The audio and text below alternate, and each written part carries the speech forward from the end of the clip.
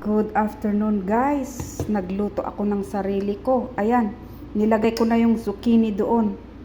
Tapos ito, ilalagay din natin ito. Ayoko nung lulutuin ng kasama ko kasi tignan mo naman, sinabihan ko kanina na sinabihan ko na huwag mo nang gamitin itong panggisa. O, ayan. Yung mantika na ilang beses niyang ginamit, 2 linggo na. O, tignan nyo naman. O, ganyan yung mantika pag hindi nagamit sa.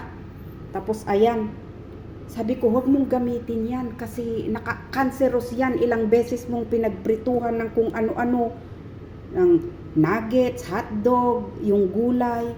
Tapos sabi niya, gagamitin ko kasi sayang. Sabi ko nakaka-cancer yan. Ayan, gagawa siya ng sayang itong mga gulay. Ayan yung gulay.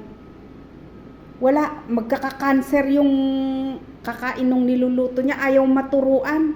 Sabi ko, hindi sayang yan kasi ilang beses mong pinirehit, isang beses mong ginamit na prito-prito. Puno ito noon, kaya lang ito yung ginagamit niyang pinanggigisa. Ayan, konti na lang. Sabi ko, ilang linggo na yan, pinagpiprito mo, tapos gagamitin mo sa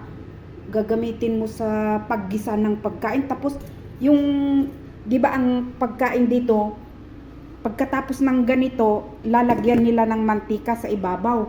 Ito rin ang ilalagay niya. Sabi ko, kaya ayaw ng mga alaga ko kasi, amoy ano na. Hindi mo maintindihan yung amoy. Andyan yung amoy ng gulay, amoy ng manok, amoy ng nuggets, amoy ng hotdog, andyan lahat. Oh, tignan naman, ito yung bago. Sabi ko, pag naggisa ka ng sibuyas, ito ang gagamitin mo para sa gulay. Huwag ito. Sabi niya, sayang daw.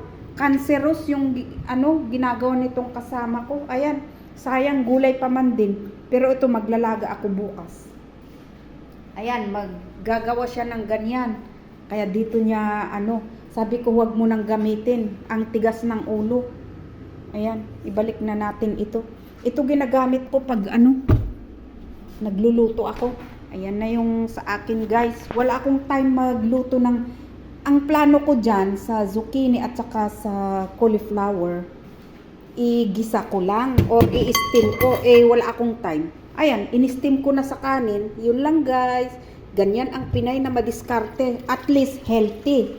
Hindi yung ganyan na lulutuin mo nga pero ang gagamitin mo is cancerous. Ayan. Biro mo yan. Umiba na, na yung mantika.